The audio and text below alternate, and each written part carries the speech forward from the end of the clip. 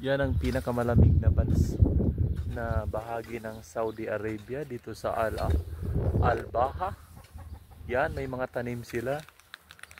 Yan, parang grapes ito paglaki, yung parang cherry na malaki. Yan yung bunga niya. Oh. Yan, oh, umaambon. Palaging umuulan dito. Dito sa Al-Baha,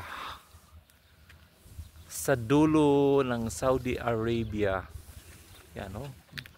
Maganda dito guys, napapalibutan ng bundok. Yan, sa taas na bundok na yan.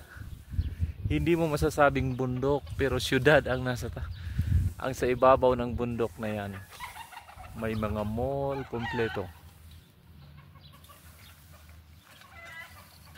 Malamig dito guys. Yan yung ayan. Ayan, naglilinis sila ng sila yung tagapamahala ng farm dito. Yan si Sadik. Oh, kaway. Yan. Yan, nililinis nila. Oh. Malak. Ito yung ganyan yung nila guys, inaano nila